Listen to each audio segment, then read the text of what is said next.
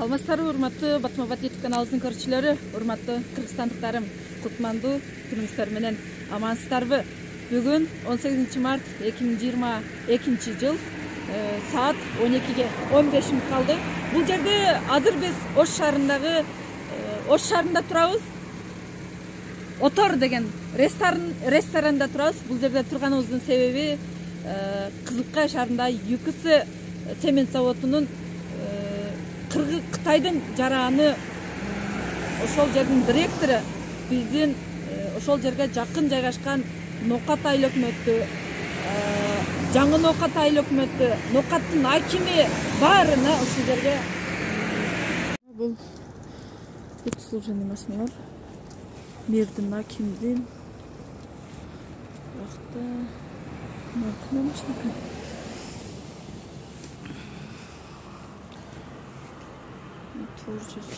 Бул да служебный да. Мына да служебный. Мэр жа кимдики? Бүгүн 5-күн 18 март 2022 жыл Ош областы.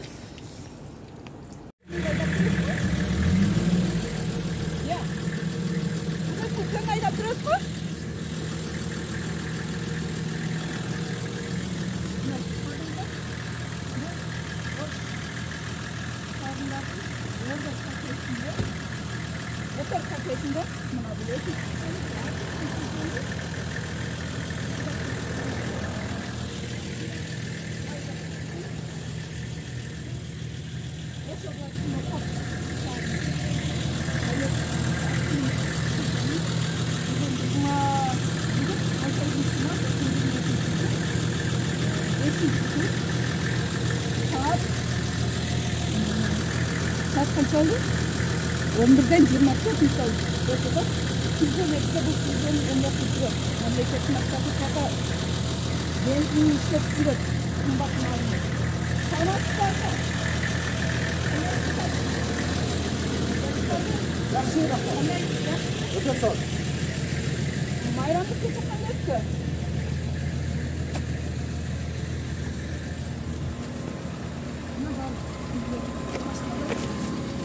Вот идет.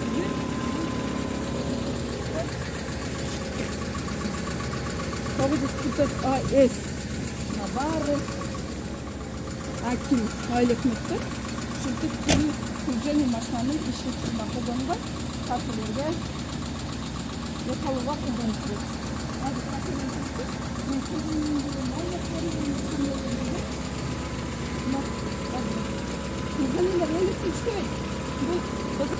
Не заванется.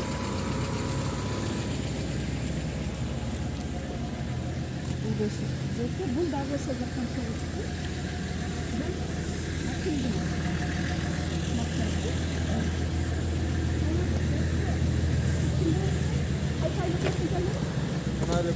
Айлык өтөп келдиңиз. Машинаңыз турат. Мен машинам жок. Ne şopur olursun? Keşke Keşke Yoksa koyup Sizlerde keşke alıp Yapsak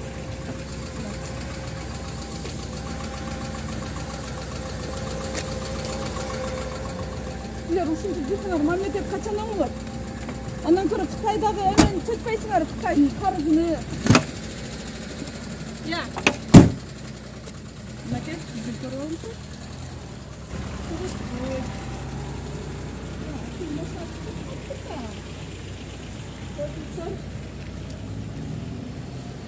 Bugün Kıtay заводунда, семент заводундагы башчысы Кытай чай берипти. Ошого чайга Нокаттын акими, жаңы болгон аким Иманалиев, Назар Иманалиев биле, Дамир Иманалиев биле ошол келген, көрдүм. Азыр служебный менен дагы чыгып кетти. Көрдүңүздөр. Мына дагы служебный.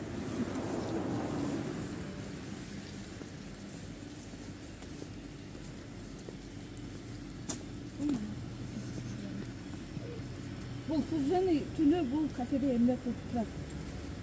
Саламатсызбы? Бул дагы ошол.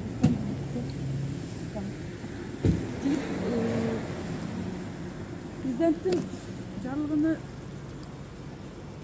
Bular көзге илбей ушинтип служение машина менен келип, мына да служение кылчу.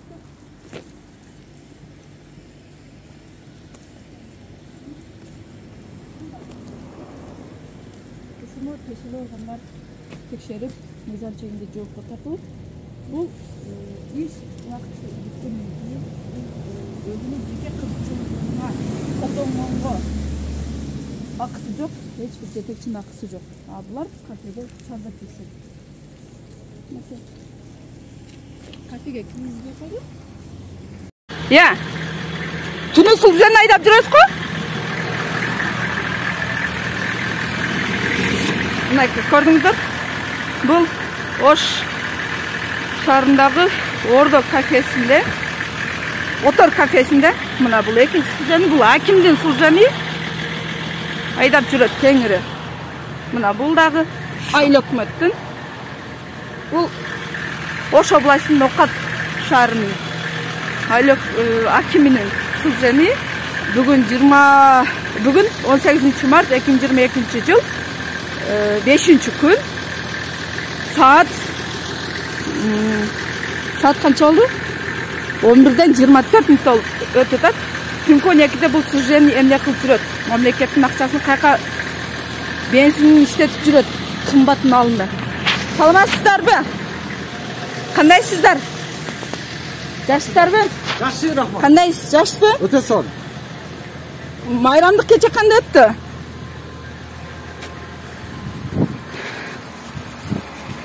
Мына бардык служебный машиналар. Бул 33-33, бул 944 АС. Мына бары аким айыл өкмөттөр. Ушинтип түнү служебный машинаны иш учурунда колдонбай, кафелерге эс алууга колдонуп жүрөт. Азыр кафеден чыгышты. Мен келгенде маалымат берилгенби, кандай болгон билбейм. Мына бардыгы. Служенийлер эл үчүн иштебейт. Бул өзүргө кафеге ташыганга гана иштейт. Мынакей, мен жалган айтсам. Бул 547. Бул дагы ошол жактан чогуу чыкты. Бул акимдин машинасы. Саламатсызбы, жакшысызбы? Сиз ким болуп иштейсиз? Кайсы айыл өкмөттөн келдиңиз? Мен айыл өкмөттөн эмес. Айыл өкмөттөн келдиңиз? Машинаңыз турат? Мен машинам жок. Жалган. Мен шопур болуп иштейм. Кешик жакшы тийдиби? Жок. Кешик мына жылкы союп, ушул жерде кешик алып чыгып кеп жатышат. Мына.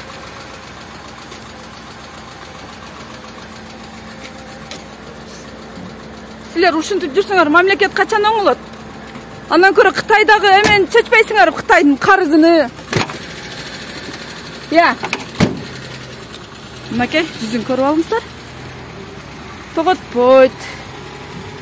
Аким машинасы кетип калыптыр да. Көрдүңүздөр. Бүгүн Кытай заводунда, цемент заводундагы башчысы Кытай чай бериптир. Ошого чайга Нокаттын акими, жаңы болгон аким Иманалиев, Назар Иманалиев биле, Дамир Иманалиев биле ошол келген, көрдүм. Азыр служебный менен дагы чыгып кетти. Көрдүңүздөр. Мына дагы бир служебный ким чыгат экен, күтөбүз.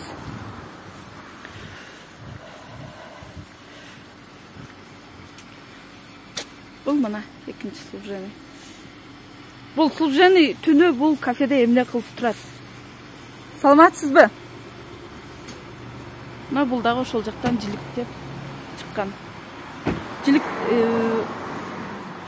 президенттин жарлыгыны булар көзгө илбей ушинтип служебный машина менен келип, мына да служебный окшойт да. Honda Cement. Бул да служебный экен. Ушуну тиешелүү органдар текшерип, мыйзам чегинде жоопко тартылып, бул иш убактысы бүткөндөн кийин бул өзүнүн жеке кызыкчылыгына колдонгонго акысы жок, эч бир жетекчинин акысы жок. А булар кафеде чардап жүрүшөт. Мынакей. Кафеге киргизбей койду. Ал жақтан шығып кетті да азыр. Ал жақтан шығып өтеді. Оны. Бұл жерде Қытайлар чай берген. Ошоға бұлар чардап жүрішеді. Мәке қатышады бары. Сіз музыкант болып іштейсіз ба? Бұл Отор деген ресторан. Азыр Ош обласының Ноқат шаарынан барды. Мына бұлдағы бір Служаны.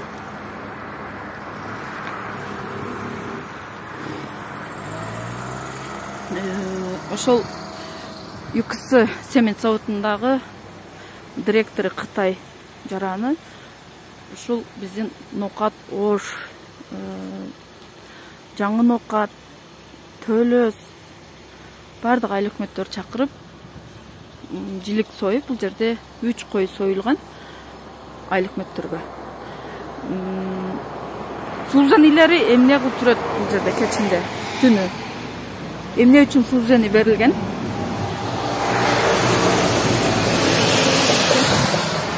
Служаны иш учурунда колдонулбай, бул түнкү өкмөттөр чардаганга колдонулат.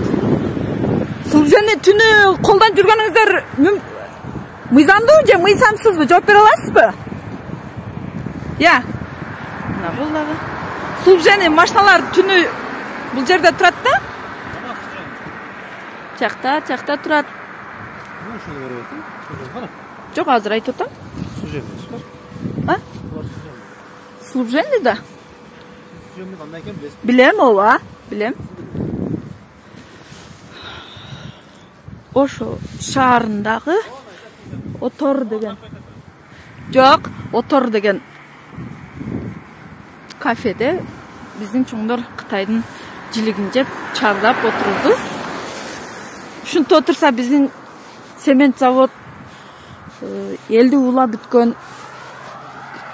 Элдин эмесин чечпей качан чечет булар чардап отурса.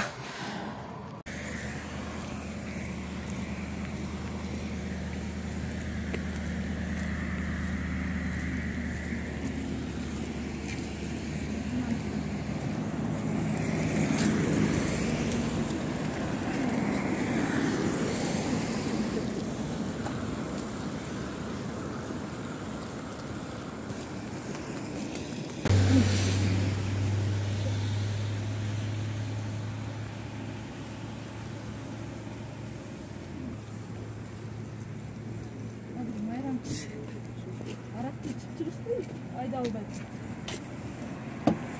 Kalmansızdı. Yaşsın. Bayramda hiç olup zarılım жүрөсүz. Hiç olup siz жүрүңүз, emek al. Жоқ, hiç olup азыр мен сиздердин ичкениңиздерди көрдүм. Мына жүргүзө албайсыз. Жок, машинам өзү бузук меники. Кандай бузук? Ичпей эле койбойсуздарбы? Айлык болгондон кийин түнү. Азыр саат 12'ge 15 minut kaldı. Ne aylık metrogö же эме гаи тоспайбы? Aylık metro иштейсиз. Мынакей көрүңүздөр жүргүзө албайт. Кыйналып атат.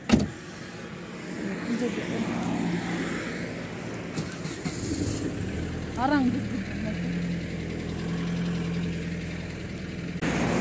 3 кой союп, жилик тартып сіздерге чагылдырганбыз. Служаны машиналары менен келген. Служаны машина түнү Ноқаттын машинасы болсо Ош шаарында эмне кылып жүрөт? Кафеде түнкү саат 12'de, азыр саат 12'ge 15 минут калды. Ошол ЮКС цемент заводу өзүңүздөргө дагы белгилүү болсо керек, налог инспекциясы тарабынан иликтенип чыгарылган, мамлекетке 150 миллион сом зыян келтирилген. Азыркы күнгө чейин элдин ден соолугун ойлогон жетекчи жок. Биздин айыл өкмөттөр ойлой турган жетекчилер ушинтип чардашып отурушат. Биздин элибиздин ал жерде жакын жайгашкан айылдар бар, Жинжиген айылы бар. Ошол жердин айылы, ошол жердин цементине, ашказаны цементке толуп бүтү десек дагы болот. Зыяны өтө зыян, эл какшап айтса дагы чече албаган ушул биздин айыл өкмөт башчылар ушинтип Кытайдын жилигин жеп менмин деген ресторанда озун майлап койсо элдин тагдырын ойлогон эч ким жок, элдин ден соолугун ойлогон эч ким жок. Ошону тиешелүү жетекчилер түнкү 12-де эмне себептен служебный машина кафеде турат, эмне себептен тиешелүү жетекчилер текшерип, иликтеп, мыйзам чегинде чара көрүүңүздөрдү суранабыз. Көрүшкөнчө аман болуңуздар.